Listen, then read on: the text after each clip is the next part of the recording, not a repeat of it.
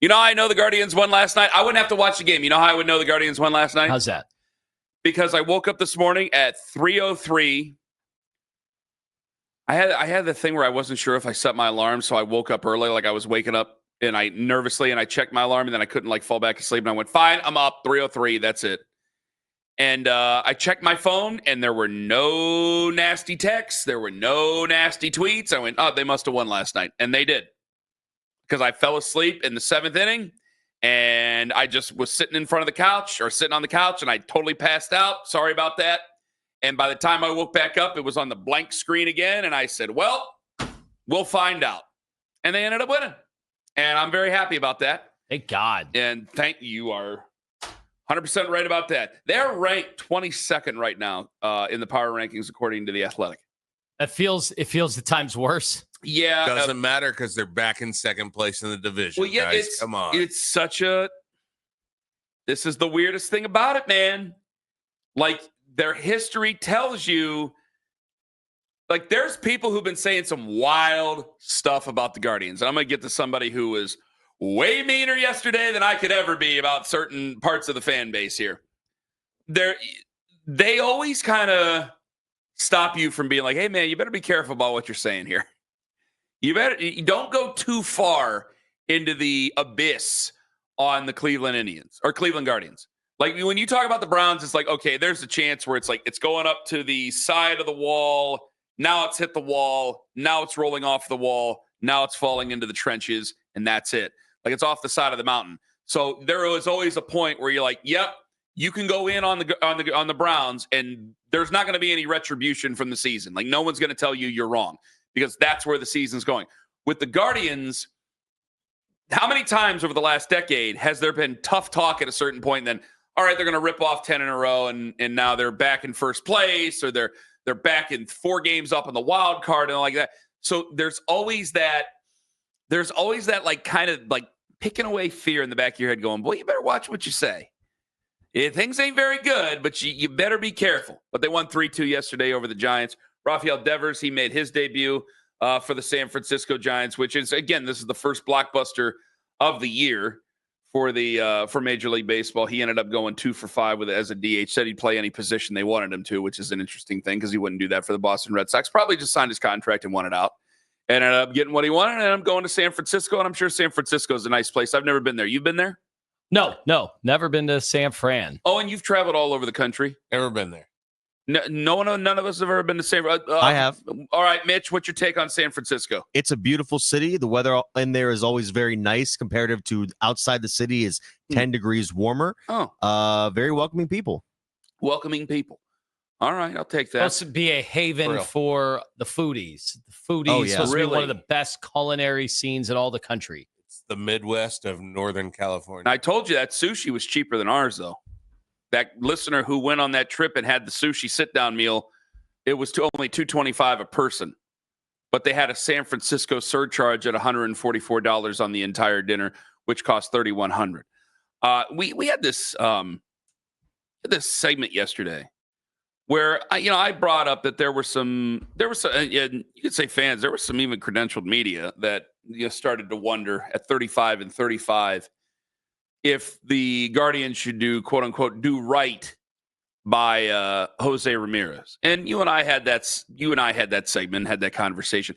And we were hey, you beat the trash can loud enough, and one rat is going to come out of the sewer. All right, it happens. So I'm not going to sit there and say I was shocked at the amount of people who were like, well, think about it, Ken. Okay, fine. But I was definitely in disagreement with the idea of ever moving on from Jose Ramirez. And you were certainly with me on that. I think the entire room is certainly on that. So, yes, it was a way to kind of give a highlight to a still vast minority, although a loud minority. Whether they're mad at the Guardians, mad that they don't do enough, quote unquote, where, if you're likening it to Joe Thomas or Mike Trout, I'm sorry, you're just off base. I'm not sorry, you're just way off base. They've been to the postseason 6 times with Jose. They've been to 2 ALCS. They've been to a World Series with Jose. They've been a very successful franchise with Jose Ramirez. They just haven't won it all. And you can't guarantee championships, not in baseball, not anywhere. So you can do as much as you can, but there's plenty of guys out there who were considered great players who never won a World Series, who never won a championship at all. I thought you and I were pretty strong about it. Boy, Nick was downright mean. Did you hear Nick yesterday? A little bit. I'll play this for everybody. Nick was just nasty with some of the people who might be kicking around the idea of trading away Jose. Hit it. To me, if you think that they should do the right thing by Jose Ramirez, you're actually not a Guardians fan. You're not. You want to trade them. You want Jose to want out to humiliate an organization who you think doesn't spend enough damn money. I'm not trying to go at all Guardians fans. We're going to the 3%. There's nothing that team can do that will please them short of winning the World Series. To send them out of town so you can sit here and go, see, I told you, because you're a toddler who can't handle things that are outside your purview or your understanding of how baseball works. Well, but it also it makes it seem as if like Jose's being held hostage here. Anyway, the amount of players that go through their entire career. Mike Trout's never won a playoff game. Ichiro never won a World Series. Like I don't love the idea that it's being spun as if Jose Ramirez in going to a World Series and is playing multiple ALCS is in some sort of poverty situation.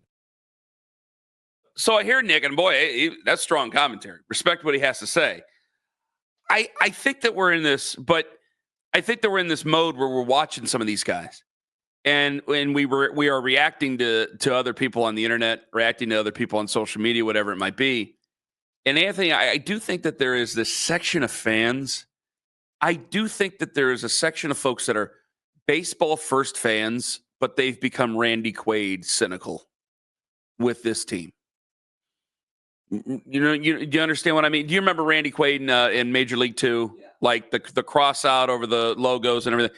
Like, I think that they've become that way. So then when the team's good and they get that close and they don't get over the hump, and then the team, to us, we say, well, they can't. They can't make these investments in their franchise. And they go, no, Ken, no, Anthony, no, Nick. They won't make those investments in their franchise. There is right there a brick wall between us, a lot of fans, and those fans. So I can't. It's weird. So what are you asking me?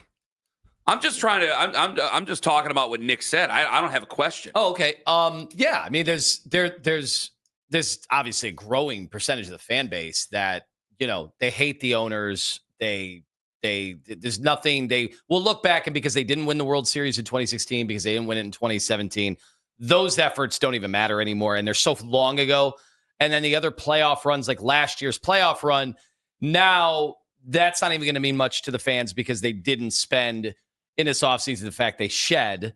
They don't care about the TV deal, obviously. What fan is sitting there wondering about expenses? Like, you don't care about any of their bills. So why all of a sudden would you care about any of that?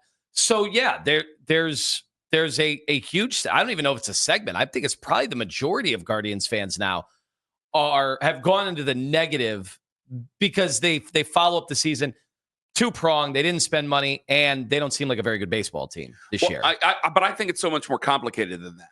I think we could simplify the other two teams, but I think with the Guardians, it's much more complicated. I think there's a general fan base, part of the general fan base that goes, well, they're never going to spend, so I shouldn't care, and yeah, just get rid of them. They are baseball. They take in baseball halfway through the year, and then they're getting ready for football or maybe basketball season. It's a wake me up when they make the playoffs. But I do think that there is a contingent of a very hardcore, strong Guardians fan base, which, hey, this is general conversation, general sports talk. I don't even know if they listen. You know what I mean? I think that they're in on Keith Law, Buster Olney, Jeff Passan. I think that they're in on David Sampson conversations. I think that they are, eating all that stuff up. The diehards. Which is their thing. That's fine. But I think that it has made them, because baseball's their number one. They love the game. They live and die with the game.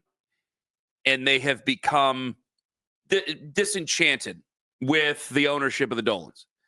And even though they love baseball so much, it's almost like, well, let's take away the greatest thing that we have because they don't deserve it. that ownership doesn't deserve it. They don't deserve to reap the rewards of the fan base. Yeah, See, that's why I won't go as far as Nick is. Nick is drawing a line in the sand, man, and I give him credit for it. But I'm like, damn, I won't even go that far. Yeah, I'm never just maybe it's because of what I do for a living. So maybe we're the wrong people. Maybe we're in a different kind of a bubble. But I'm never going to sit here and root against the owners for the teams because those are our teams. No. So why would I want to penalize the owners when in turn it penalizes me, everybody I care about that is into sports, people that work down there? Mm-hmm. That would be the all-time selfish move. Yeah, understood. But I do think that it's weird. If Dan Gilbert, if the Cavs won a championship and Dan Gilbert held the trophy again, I think a lot of people go, wow, Dan, I mean, you did what you could and you won another championship. Congratulations. I do think that if the Browns won the Super Bowl, yes, there's definitely been consternation with the Haslam's over the last decade plus. But I think some people go, well, you know what? You stuck with something and you finally got it right some way, somehow. Holy Toledo, you did it, finally. I do think that there would be some people, if the Dolans won the World Series and they gave the trophy to Paul Dolan, I don't feel this way. I'd go, hey, you know what? He's done a good job of owning this baseball team. He's done a good job of giving us something to watch as best he can with what they have to work with as a business. I would think he earns it. I think there would be some people going, get the trophy to somebody else. I don't want to see you with the trophy. I really do. I really, really do. Yeah, and fine. I don't feel that way, but I think that there are definitely I didn't get people into who feel that way. sports to worry about the approval rating of owners. I mean, it's what we do because we take calls from the people every day. We have to in baseball. But I don't. I mean, if the Guardians win the World Series, I think it's a validation of the merits of the ownership. That doesn't mean that the approval rating is always going to be the day after you win something, the approval rating is pretty damn high. But I mean, even in New England, Robert Kraft with all the Super Bowls, the minute he said goodbye to Bill Belichick, there was a huge faction of New England fans that were like, all right, I don't like this. I don't like this at all. So owners are just out there. They represent everything. Yeah. And in the end, most people end up just hating the owners. Well, it goes back to that same conversation we had yesterday where you compare the Steelers with the Guardians. Like there are people who they go, man, the Rooneys have lost touch with the fans. They don't know what the fans want anymore. They just want to be people who open up the stadium, dust off the seats, get Steelers fans in there. You win enough game to maybe make the playoffs, and then that's it. They don't want to rock the boat. They just want to own their business. They don't want to really go for the gusto. I think now, but we look at them and I go, I got to tell you, as much as I hate the Steelers, I got to respect the Rooneys and how they run their organization. I mean, there's been so many chances over the last how many years for that thing to run truly off the rails. You consider the cavalcade of goofballs that have actually played for that team. There's so many chances for that thing to get off the rails, and it hasn't. And for the Guardians, it's like, man, it's quiet. They go about their business. They bring up guys. There's guys that are successful. There's trades that don't necessarily work out for us. We know that. But overall, they end up winning more games than they lose, and they end up in the postseason more often than they don't. Yeah, when they are outspent by enormous sums of money. So they've found a way to do as much as they possibly could with the least amount. I know there's just a bunch of fans who just don't they pass on baseball because of the inequity of the sport and because they have an owner that's not spending money. So it's an easy pass. Like, yeah, maybe they'll go there a few times with their buddies over the summer, but they're never going to put the Guardians in the same category as the other teams in town. I have a yes or no question to ask you. Do you think the Guardians have raised the white flag on the season? No.